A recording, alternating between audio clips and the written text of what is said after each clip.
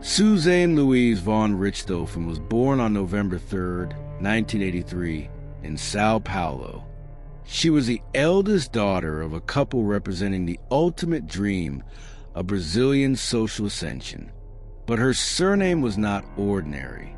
Von Richthofen was synonymous with German aristocracy. For centuries, the lineage had stamped European history with illustrious names, most notably Manfred von Richthofen, the legendary World War I ace pilot known as the Red Baron. It was a lineage of weight, talent, and tradition. Her father, Manfred Albert, was born in a German castle in 1953. He moved to Brazil as a child, becoming a meticulous engineer. At the University of Sao Paulo, he met Marija Abdallah, a medical student. They married, studied in Germany, and returned to build a fortune. By 2002, Manfred was a director at Dursa, managing millions in state highway projects. At home, he maintained strict German habits. Sundays were the day of rest, marked by absolute silence in the mansion. Windows remained closed, and only classical music played at low volume. To the outside world, there were the Doriana family, perfect commercial material, money, education, and status. They had an estimated net worth of 11 million Brazilian reals. Suzane grew up in this privileged bubble, attending elite schools, speaking 3 languages, and traveling internationally. For years later, her brother Andreas was born.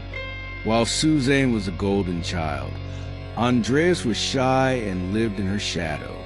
The emotional climate was cold. A striking example occurred on Andreas's 12th birthday. He found a large package on his rug, a disassembled model plane. He thanked his parents formally. There were no hugs or kisses. That same day, the family went to Ibirapuera Park so Andreas could learn to fly it. The noise annoyed Marija, so she asked for the best instructor. A man pointed to a young guy named Daniel Cravinhos. Marija introduced herself.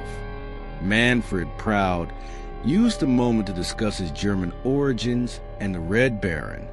Daniel, a 19-year-old from a modest background, impressed him by assembling the plane in 30 minutes.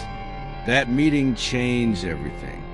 Manfred pushed for a friendship between the instructor and his children. At first, Suzane wasn't interested, but soon the dynamic shifted. Daniel was intense and available. He began visiting their new luxury mansion in Brooklyn, worth 3 million Brazilian reals. While organizing the closet, Daniel saw the wealth and asked, "Your parents are rich, aren't they?" Suzane replied, "My mother earns even more than him." The relationship started as a teenage romance, but quickly turned obsessive. For the first year, the parents tolerated it, but as months passed, the cultural clash became impossible to ignore. Daniel didn't study, didn't have a steady job, and didn't fit the Richthofen standard. Manfred realized Daniel wasn't a passing phase. The turning point was Mother's Day, 2002. Suzane arrived home late. Marija confronted her.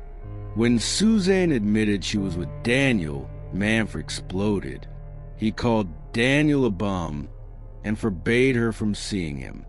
"Look at you, look at him," he said. "You speak 3 languages. He barely speaks Portuguese." Suzane defied him. In a rare loss of control, Manfred slapped his daughter. That slap marked the end of the daughter who wanted to please, and the birth of the daughter who wanted revenge. Suzane played the role of the repentant daughter, but in reality, she and Daniel were plotting.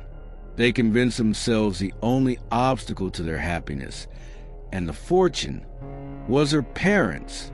They recruited Daniel's older brother, Christian, a man financially desperate. The plan was set for October 31st, 2002. The timeline was meticulous. Suzane acted normally all day. University, lunch with her mother, taking Andreas to English class. In the evening, she drove Andreas to an internet cafe, ensuring the house was empty. She picked up Daniel and Christian. On the drive back, Daniel was so nervous he couldn't drive the golden jewel Suzane had given him. She had to take the wheel. They arrived around 11 p.m.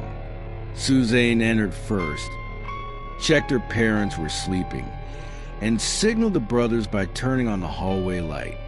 They entered wearing gloves and nylon stockings, a clumsy attempt to avoid DNA evidence. Suzane didn't watch. She sat in the library downstairs while the brothers went up. Manfred and Marija were beaten to death with iron bars Daniel had specially crafted. It was brutal and loud. After the deed, the amateurism continued. They staged a robbery riddled with errors. They took money but left valuables. They cut the briefcase leather to simulate forced entry, but cut the wrong side. They went to a motel to celebrate Suzane's birthday. Daniel asking for a receipt, a fatal mistake. They picked up Andreas, brought him home to the scene of his parents' death, and Suzane played the shocked orphan. But her performance was flawed. She didn't cry. She asked about procedures. She knew details about stolen items she shouldn't have known. The unraveling was fast. The robbery looked fake. Then, Christian Cravinhos made the ultimate mistake. He bought a brand new Suzuki motorcycle with cash US dollars days after a high-profile robbery involving dollars. The merchant alerted police. Christian confessed first, then Daniel. Finally, Suzane read her boyfriend's confession and simply said, "I admit it. I am a horrible person." The girl born into the aristocracy of the Red Baron, who spoke 3 languages and had a future of unlimited potential, had traded it all for a clumsy crime and a prison cell. The mansion is empty now, but the story of the Richthofen family remains the ultimate cautionary tale of how a perfect facade can hide a ruinous interior.